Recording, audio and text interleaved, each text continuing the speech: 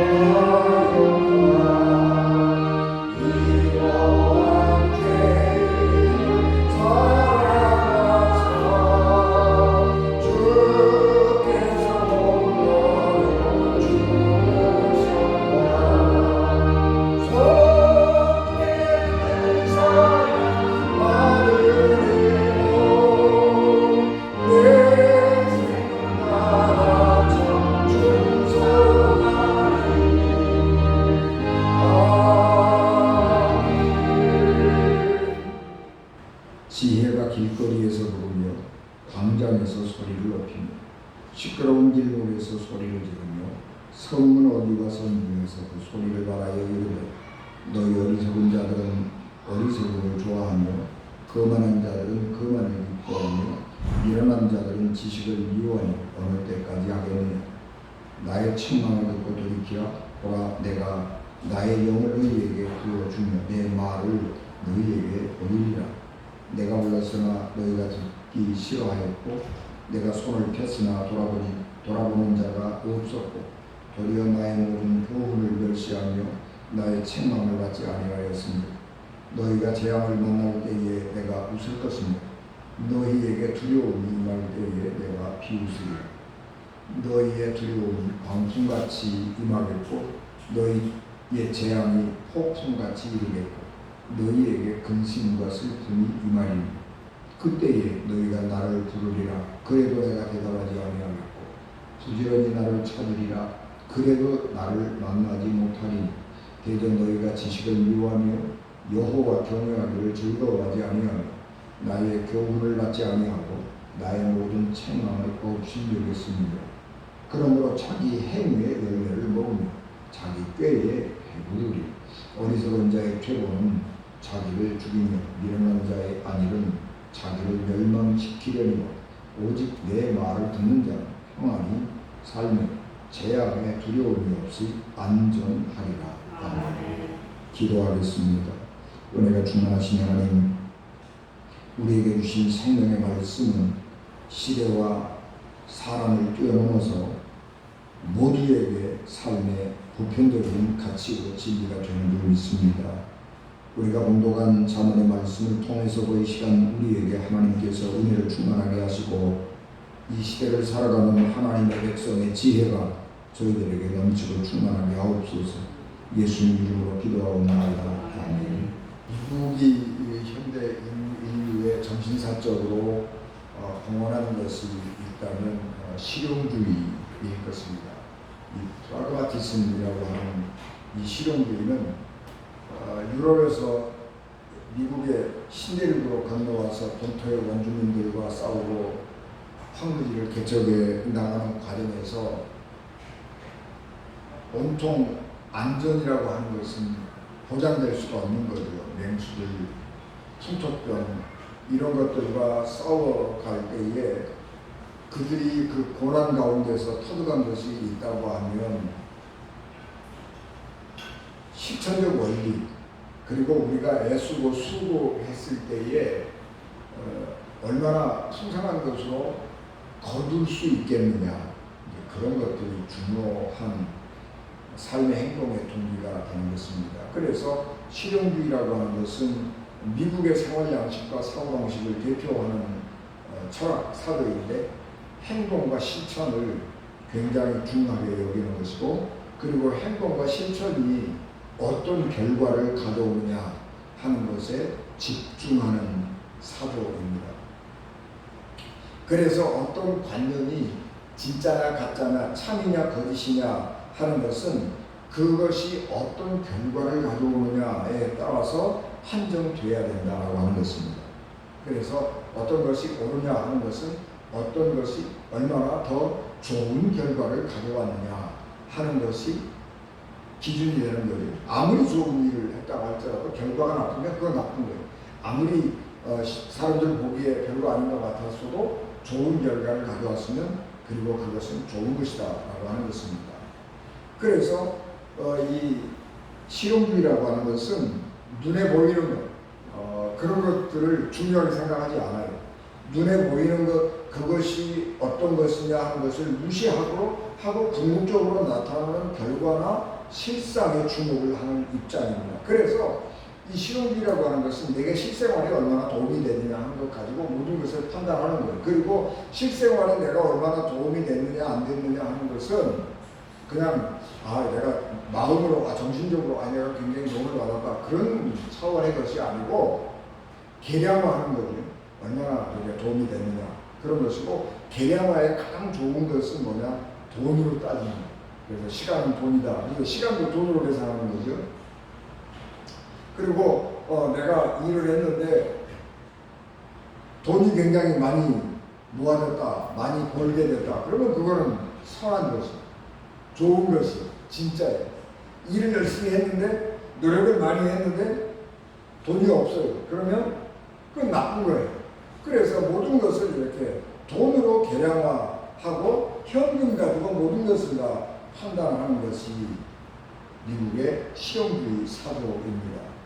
그래서 요즘에 우리 모두가 다 그런 영향을 받잖아요. 그래서 그래서 내가 얼마나 가치 있는 사람인가 하는 것은 내가 얼마나 돈을 많이 벌고 있느냐, 다른 내가 월급을 얼마나 많이 받고 있느냐, 그런 것을 기준으로 삼아서 돈을 많이 받고 월급을 많이 받는 사람은 내가 굉장히 가치 있는 사람이다. 그러니까 열심히 일을 했는데 돈을 못 버는 사람은 내가 굉장히 가치 없는 사람이다. 이렇게 판단을 하는 것이 오늘 미국의 영향을 받은 우리 시대의 보편적인 사조인 것입니다. 그러나 여러분, 우리가 이 돈 가지고 모든 것을 평가한다고 하는 것은 어떤 부분에서는 맞을 수 있지만 어떤 부분에서는 참 안 맞는 거예요. 철학이라든지 예술이라든지 이런 것들은 돈을 가지고 가치로 따질 수가 없어요. 그러니까 철학이나 예술이나 예능이나 이런 거 하는 사람들은 열심히 했는데 가난한 사람이 있단 말이에요. 그러니까 모든 것을 이 돈으로 계량화하는 것은 굉장히 내게 지금 굉장히 좋은 것 같다 그렇지만은 반드시 그것이 진리는 아니다라고 하는 것이고, 성경은 우리에게 돈보다 더 귀하고 가치 있는 것이 많이 있다라고 하는 것입니다. 우리가 추구하는 어떤 가치, 목표를 위해서는 돈이라고 하는 것은 때로는 우리가 무시할 수 있고, 우리가 돈이라고 하는 것은 조금 이렇게 좀 밟고 지나가도 좋은 그런 것입니다. 그래서 천국은 황금길이 있는데 그 황금길을 걸어가는 거예요. 황금을 밟고 가야 되는 거예요, 천국은. 그래서 우리가 믿음의 사람들은 세상에 돈이라고 하는 것은 굉장히 중요한 것이긴 하지만 때로는 하나님을 위해서, 진리를 위해서, 더 좋은 어떤 것을 위해서는 돈이라고 하는 것은 과감하게 포기할 수도 있어야 진정한 하나님의 길을 갈 수가 있게 되는 것입니다. 우리가 이 봉독한 이 잠언의 말씀은 하나님의 믿음의 근거에서 쓰여진 말씀이 아니고 옛날에 이스라엘 중심으로 한 고대 중근동이라고 그러는 거죠. 우리가 볼 때는 남아시아 이렇게 보는 것이고, 유럽 사람들 입장에서 볼 때는 중근동, 중동이나 근동, 유럽 사람들 볼 때는 가까운 동쪽 이렇게 하는 거죠. 근데 이제 그 지역에 있었던 지혜들을 우리로 얘기하면 속담 뭐 이런 것들을 솔로몬 시대부터 모으기 시작한 것입니다. 그래서 어떤 원칙을 가지고 편집을 한 게 아니고 그 이스라엘을 중심으로 한 그 고대 그쪽의 지역의 금은 속담 이런 것들을 다 모았어요. 그렇기 때문에 어떤 일관성 같은 게 없어요. 그리고 이 잠언은 설교할 만한 그런 게 아니고 그냥 이렇게 읽어보면 아는 거예요.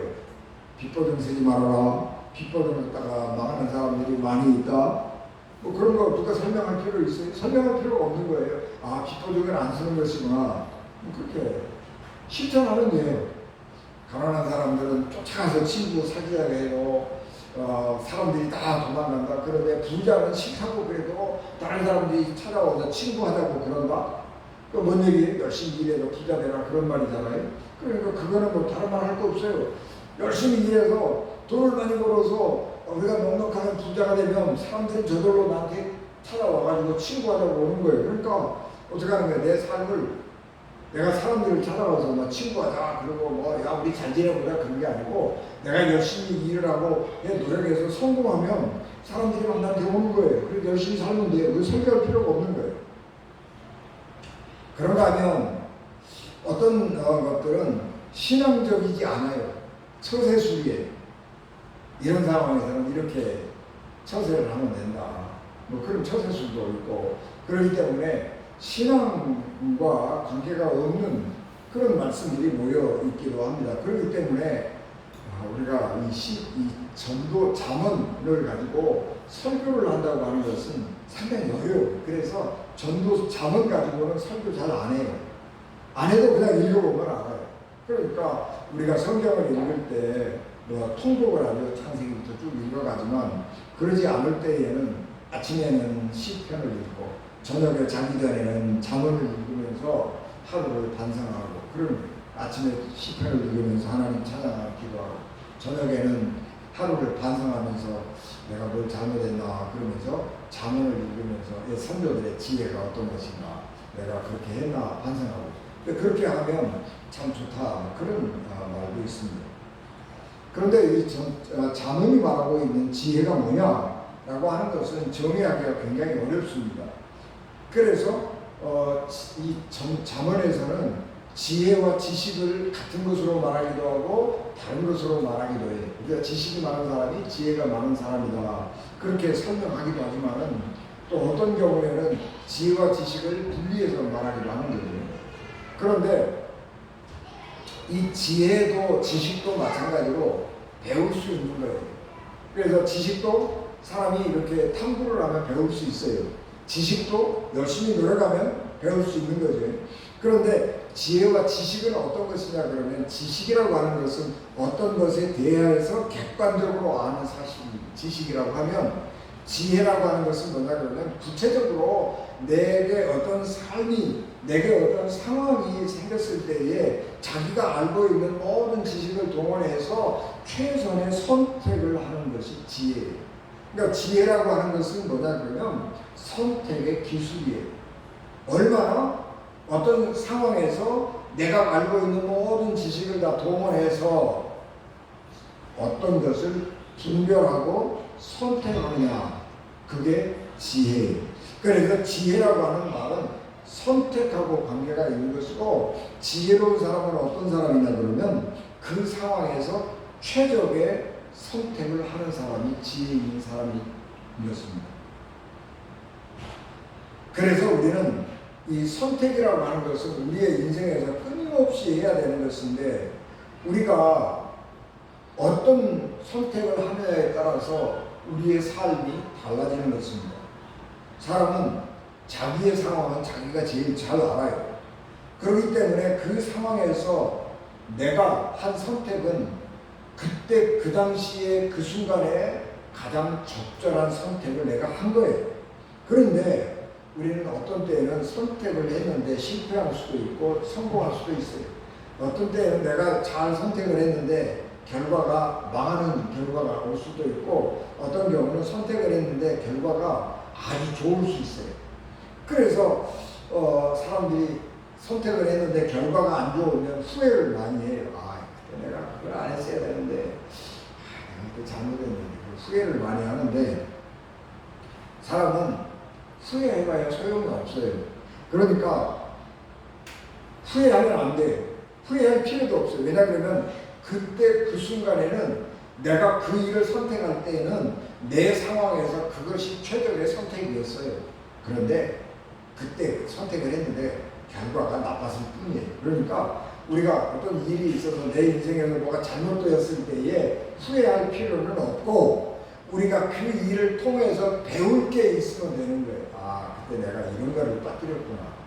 내가 선택을 할 때 고려할 사항들이 많이 있었는데 중요하게 고려해야 될 사항을 내가 간과했구나. 그래서 이렇게 됐구나. 그래서 다음에는 내가 어떤 선택을 할 때에 더 많은 상황들을 고려하고 더 많은 그런 상황들을 잘 생각을 하면서 더 치밀하게 세밀하게 생각하고 분별하고 선택을 해야 되겠구나. 그런 생각을 하면서 배워가면 되는 거예요. 그러니까 후회라고 하는 것은 우리에게 별 도움이 안 돼요. 내가 잘못된 결정을 했는데 무엇 때문에 잘못된 결정을 했는지를 생각을 하고 그것을 다음에는 보완해서 잘못된 결과가 나오지 않도록, 실수하지 않도록 우리의 그 결정을 보완해 나가는 그런 것이 필요하다라고 하는 것입니다. 우리가 많은 경우에 선택을 해야 되는데 올바른 선택을 하기 위해서는 두 가지가 필요합니다. 하나는 원칙이 있어야 돼요. 원칙. 인생을 어떤 원칙을 따라서 살 것이냐 하는 것은 굉장히 중요하죠. 실용주의는 돈 가지고 따져, 돈. 내가 이거를 선택하면 내게 얼마나 이익이 되느냐, 뭐 그런 걸 가지고 따라가기도 하는 것이죠. 그래서 원칙이 없을 수도 있고, 원칙이 있는데 요즘에 우리 시대 프라그마티즘 실용주의 미국의 영향을 따라서 눈앞에 있는 자신의 이익을 따라서 선택을 한다라고 우리가 판단을 하면 당장은 내게 이익이 될 수 있어요. 그런데 상황이 변해버리면 그 선택은 전혀 다른 결과를 가져올 수 있어요. 그래서 그때는 맞고 지금은 틀리다, 그런 얘기가 나오는 거예요. 원칙이 없거나 그 원칙이 눈앞에 있는 작은 이익에 따라서 했다면 그 선택은 아까 말씀드린 것처럼 그때는 맞았고 지금은 틀렸다가 되는 거예요. 그래서 우리가 시간이 지난 다음에 비난을 면할 수 없는 겁니다. 그래서 우리는 삶을 선택할 때에 항상 동일하고 확고한 원칙을 가지고 있어야 돼요. 인생을 살아갈 때에 원칙이 확고해야 돼요. 그래서 그 원칙을 위해서 내 눈앞에 있는 이익을 포기할 수 있어야 돼요. 그래야 그때도 맞고 지금도 맞는 게 되는 것이고, 미래도 맞는 게 되는 거예요. 그래야 우리 인생이 평탄한 거예요. 여러분, 우리는 역사에서 우리 현대 우리 사회에서 그때는 맞았는데 지금은 틀려서 고통당하는 사람들 많이 있죠. 그때 한때는 떵떵거리고 잘 나가고 돈도 많이 벌고 그러는 사람들이 지금 와가지고 비난당하고 아주 부끄러운 사람으로 변하는 거 우리 많이 보는 거잖아요. 그러니까 원칙이 없거나 눈앞의 이익을 따라서 결정했기 때문에 그래요. 그래서 우리가 확고한 나름대로의 원칙을 가지고 이렇게 해야 상황과 상관없이 우리가 바라는 최선의 선택을 할 수가 있는 것입니다. 두 번째는 열린 마음입니다. 혼자 결정하기가 어려울 때가 많이 있죠. 그럴 때에는 다른 사람의 도움을 받아야 합니다. 그러기 위해서는 이 열린 마음으로 다른 사람의 말을 들을 각오를 해야 돼요. 다른 사람의 말을 듣고 내가 반드시 그대로 해야 된다, 그런 건 아니에요. 내 상황은 내가 제일 잘 알아요. 다른 사람이 나한테 어떤 일을 충고를 해주어도 일부는 맞을 수 있지만 다 맞지 않아요. 그렇기 때문에 그 사람이 내게 어떤 일을 충고를 해줬다고 그래서 내가 그 사람의 충고를 반드시 따를 필요는 없어요. 다만 열린 마음을 가지고 다른 사람의 충고를 내가 받아들이면 내 생각에 어떤 문제점이 있는지를 알 수 있는 거예요. 그래서 내가 지금 결정하려고 생각했는데 이런 것이 좀 부족했구나, 이런 것이 모자랐구나, 그런 것을 보충할 수 있는 거예요. 그래서 다른 사람의 조언을 드리면서 이 자기의 생각을 다듬어 가는 것이고 자기 생각의 허점을 발견해 가는 것이고 보완해 가는 거예요. 그래야 우리가 완벽한 선택을 할 수가 있게 되는 것입니다. 그래서 이 결정을 하는 데 있어서 두 가지, 원칙이라고 하는, 그 다음에 열린 마음이라고 하는 것은 굉장히 중요한 요소가 되는 것입니다. 오늘 우리가 본독한 말씀은 지혜를 여성으로 의존해서 말하고 있습니다. 지혜가 말을 하는데 지혜가 사람들에게 말을 해요. 근데 그 말하는 사람이 여성, 여자, 예언자 이런 말을 하는 형식입니다. 그래서 우리 이 본문의 말씀을 읽다 보면 지혜를 상징하는 여인이 예언자처럼 말하기도 하나님처럼 말하기도 하는데 지혜는 비밀스러운 게 아니에요. 지혜는 모든 사람들이 다 알 수 있는 거예요. 그래서 사람들이 그것을 내가 수용하느냐 수용하지 않느냐에 있는 것이 달려 있는 것이고 내가 모르는 것 그런 것은 아니에요. 지혜라고 그래서 내가 모르는 것 새로운 것을 막 배워서 하는 것 그런 건 아니에요. 그래서 이 지혜가 길거리에서 많은 사람들이 있는데 막 말을 하는 거예요. 사람들이 북적대고 소음이 많이 들리는 곳에서 지혜가 외치는 거예요. 지혜라고 하는 것은 그렇게 사람들이 북적거리는 속에 있는 것이고 사람들이 하는 수없이 많은 말들 중에 있는 거예요. 그래서 북적거리는 사람들이 소음 가운데에서 들려오는 말들을 우리가 잘 들어야 돼요. 그래서 지혜는 비밀스럽지 않아요. 유치원에서 배웠던 것 그것이 인생을 살아가는데 가장 기초적인 원칙이 될 수 있는 거예요. 그러나 지혜가 활동하는 것은 어디냐 그러면 법정이나 국회 같은 곳이에요. 그래서 결정이 이루어지는 것은 굉장히 중요한 자리예요. 결정이라고 하는 것은 굉장히 중요한 거예요. 재판하는 사람이 재판사가 어떤 사람에게 재판을 하는데 그 결정은 굉장히 중요한 거예요. 어떤 사람에게는 치명적인 손실을 가져올 수 있는 결정을 하는 거예요. 그러니까 판사는 너무너무 신중하게 판단해야 돼요. 어떤 판사가 사형 그리고 판단을 내면 판사는 그냥 아무 영향이 없어요. 내가 어떤 사람에게 사형 그리고 판사가 판결을 내렸는데 판사에게는 아무 영향이 없지만 그 당사자에게는 목숨이 없어져 버리는 거예요. 그러니까 이 선택이라고 하는 것은 너무 중요합니다. 그래서 온갖 지혜를 다 동원해야 돼요.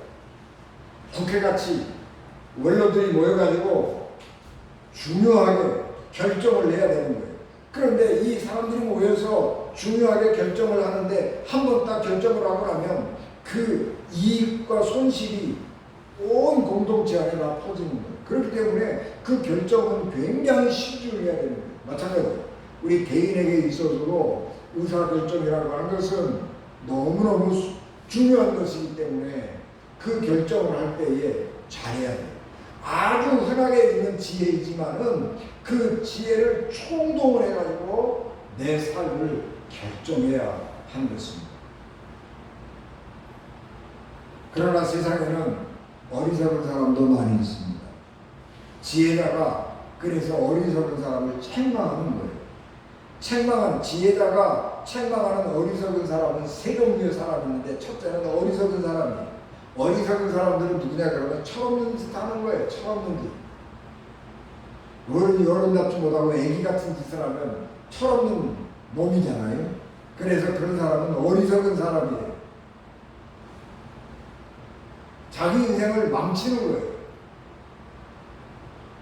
상황에 맞지 않는 짓을 하는 거예요. 두 번째는 거만한 사람입니다. 거만한 사람은 다른 사람을 비웃어요. 누가 뭐라고 그러면 자기가 다 아는 것처럼, 자기가 모든 것을 가지고 있는 것처럼 다른 사람을 비웃어요. 아이고, 그거 비웃는다. 거만한 사람, 어리석은 사람, 이 어리석은 사람. 세 번째는 미련한 사람. 미련한 사람은 뭐냐 그러면 자기가 모른다는 사실을 모르는 거예요. 자기가 무식하다는 것을 몰라요. 그래서 내가 모든 걸 다 알고 있는 것처럼 생각해요. 그래서 누가 뭐라 그러면 다 나 알아. 나도 알아. 그 소리 하지 마. 나도 알고 있거든. 하지 마. 그러고 다른 소리를 안 듣는 거예요. 그러면서 실질적으로는 그걸 모르는 거예요. 그것을 내가 안다고 말했지만 안다고 하는 것은 뭐예요? 그것을 내 삶에 어떻게 적용할 것이냐 하는 것을 아는 거예요. 그런데 그걸 모르는 거예요. 머리로는 아는데 몸으로는 못하는 거예요. 그게 미련한 사람. 이런 사람들은 다른 사람의 말을 들은 채도 하지 아니하고 다른 사람과 협력하자고 제안을 해도 무시하고 독단적으로 행하는 것입니다.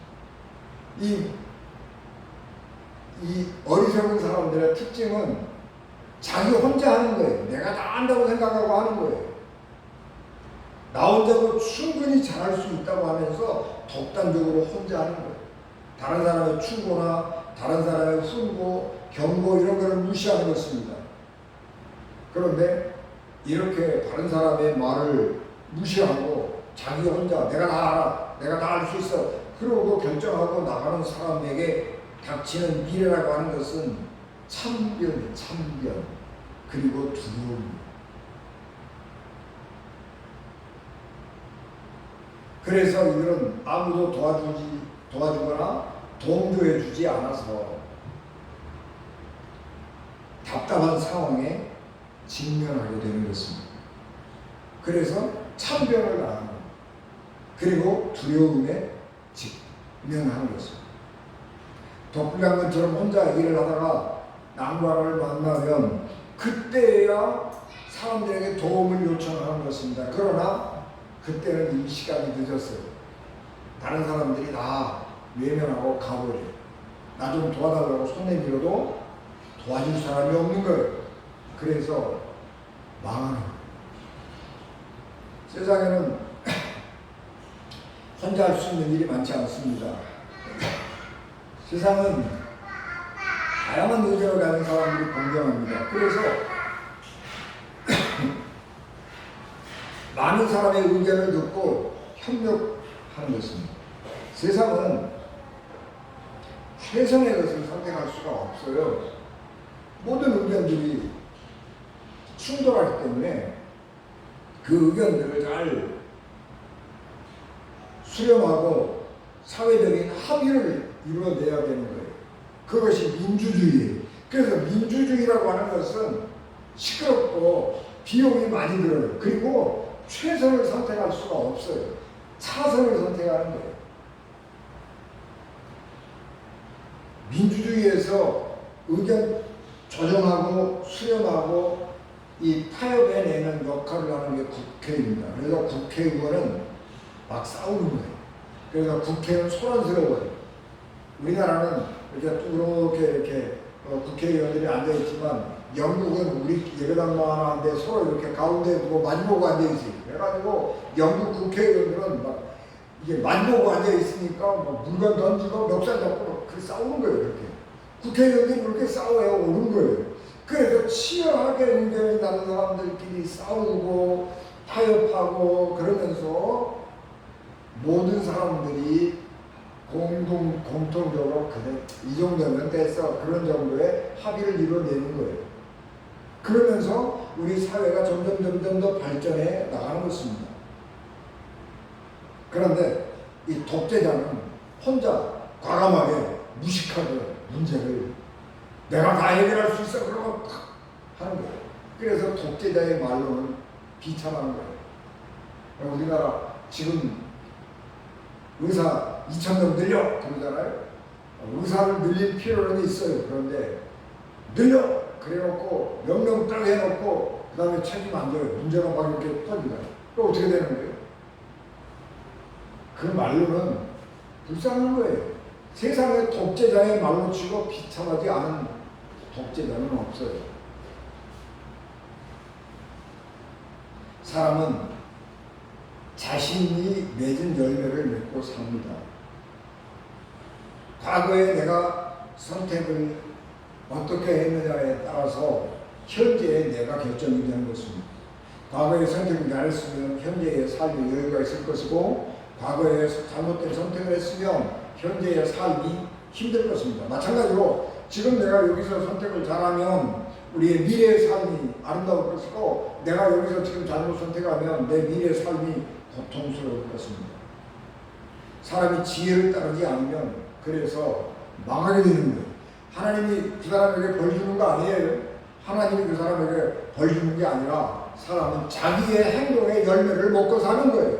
내가 어려운 것은 과거에 내가 잘못했기 때문에 그러는 거예요. 지혜를 무시하면 방심하다 실패하는 것입니다. 하나님이 재앙을 내리지 않아도 어리석은 사람은 자기의 잘못된 선택의 열매로 자멸하는 것입니다.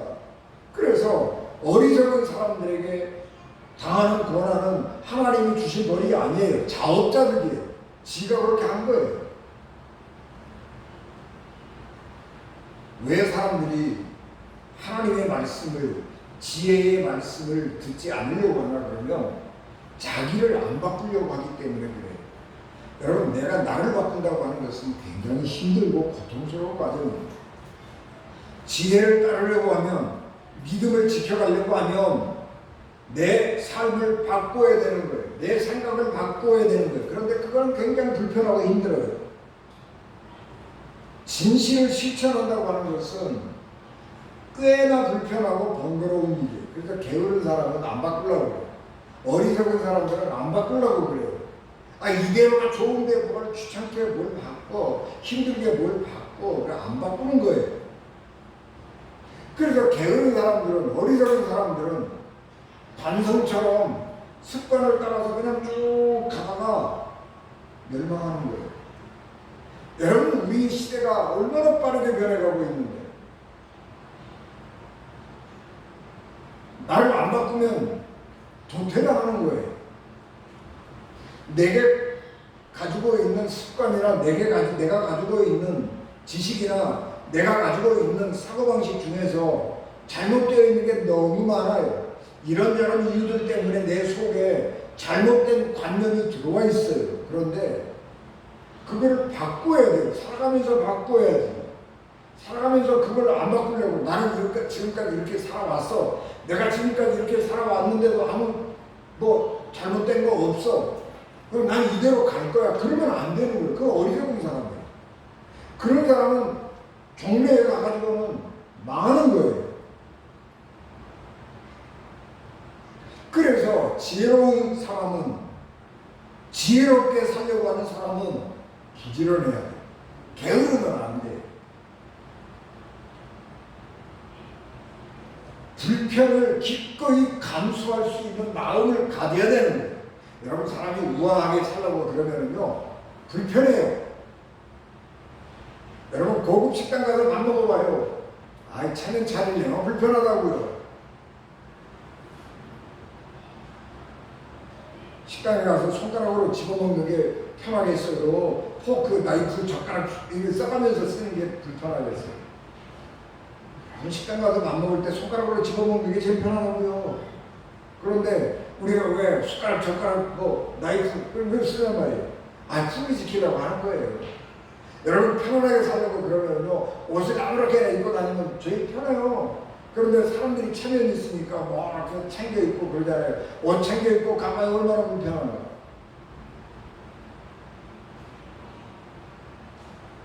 성공한 사람의 특징은 고통을 잘 견디는 거예요. 고통스러운 것을 못 견디잖아요. 그 사람은 절대로 큰 일을 못하는 거예요. 다이어트 하는 사람이 배고픔의 고통을 못 이기면 어떻게 다이어트를 하겠어요? 못하는 거예요. 성공하는 사람은요, 고통을 잘 견뎌요. 배고픔의 고통도 잘 견디는 거예요. 여러분, 가끔 가다가 금식 한 번씩 하세요. 금식하시라고. 건강에 좋다고 그러잖아요. 단을 간을 쫓 단식이라고 그러나요? 금식하시라고요. 하루, 이틀, 3일 금식해요. 그래야 그게 훈련이 되면은요, 한 끼 정도 안 먹는 거 괜찮아요. 2끼 정도 안 먹어도 괜찮아요. 그리고 그 고통을 그냥 견딜 수 있어야 되는 거예요. 그래서 고통을 이겨내는 훈련을 많이 해야 돼요. 고통을 견디는 능력이 좋은 사람이 좋은 결과를 맺는 것입니다. 여러분, 우리가 이 세상에 살면서 아까 말씀한 것처럼 원칙이 중요하고 열린 마음이 중요하다고 그랬어요. 그런데 이 세상에서 가장 좋은 원칙이 있다면 믿음이에요. 우리가 열린 마음을 가지고 들어야 될 게 있다면 하나님의 말씀이에요. 선택이 좋은 것과 나쁜 것 중에서 하는 것이라면 쉬워요. 좋은 것 택하면 되잖아요. 선한 것 중에서 악한 것 중에서 선택하라고 그러면 쉬워요. 어떤 것이 선한 것인지 어떤 것이 악한 것인지 금방 알아요. 이거 쉬워요. 그런데 이것도 어려운 경우가 있어요. 탐욕으로 가득 차 있으면 눈앞에 작은 이익에 집착해가지고 선과 악을 분간을 못하는 거예요. 좋은 것과 나쁜 것을 분간을 못하는 거예요. 그래서 사람이 어떤 것에 집착하잖아요. 집착하게 되면 눈이 어두워지고 귀가 가려져요. 귀가 닫혀서 아무것도 보이지 않고 아무것도 들리지 않는 거예요. 사람들이 왜 범죄자가 되느냐 그러면 탐욕에 빠져서 자기 눈앞에 있는 이익을 집착을 하게 되잖아요. 그러면 아무 생각이 안 나요. 우리 뇌가요, 마비가 돼가지고 멍청이가 돼요. 그래서 그 생각만 집중하는 거예요. 야, 이렇게 하면 절대로 안 들키고 사람들에게 절대로 잡히지 않고 내가 할 수 있겠다, 그런 얘기인데 어리석은 거예요. 그래서 눈앞에 작은 이익에 집착하는 사람은 가장 어리석은 선택을 하는 것입니다. 그래서 우리가 올바른 선택을 하려고 그러면 원칙이 있어요. 믿음, 그리고 하나님의 말씀, 이 두 가지가 있어요. 왜 우리의 선택이 어려우냐 그러면 좋은 것과 더 좋은 것 중에서 선택을 할 때가 제일 어려워요. 아무거나 선택해도 괜찮아요. 좋은 건데 이것도 좋고 저것도 좋고. 그런데 어느 것이 더 좋으냐 하는 것이 우리에게 선택에 있어서 굉장히 어려운 거예요. 우리는 더 좋은 걸 선택해야 되잖아요. 그럴 때에 믿음이 필요한 것입니다. 그리고 그럴 때에 기도해야 되는 거예요. 우리가 좋은 것 중에서 더 좋은 것을 선택해야 되니까 어려운 거예요.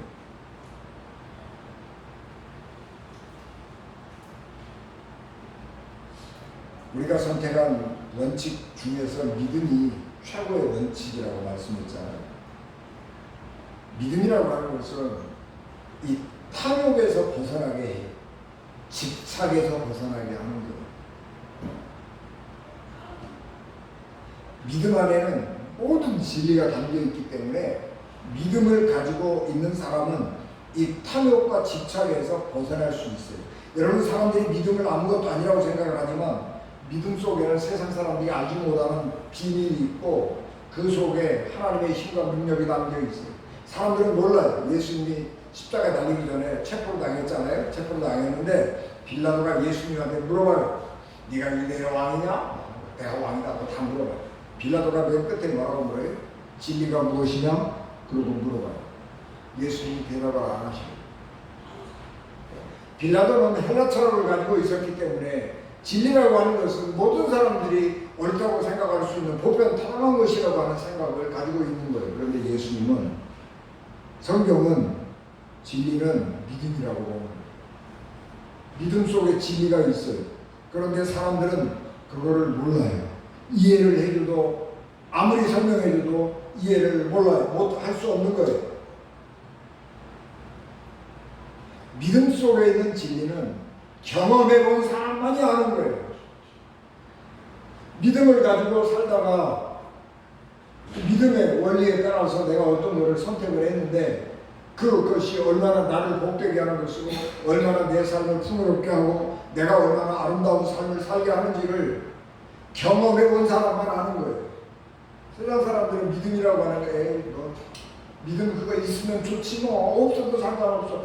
믿음 없다고 먹고 사는데 지장이 있나요? 없어요. 믿음 없어도 먹고 사는데 지장 없어요? 그러니까 믿음이라고 하는 거 별로 뭐 중요하지 않다고 생각하는 거예요. 그러나 여러분, 믿음 가운데 살아보면 그 믿음 속에 하나님의 능력이 있는 거예요. 하나님의 지혜가 있는 거예요. 성경 말씀은 우리가 귀담아 들어야 할 말씀입니다. 내 아버지가 내 삶의 멘토가 되어준다면 나는 땅짓고 헤엄치는 인생을 살 수 있을 거예요.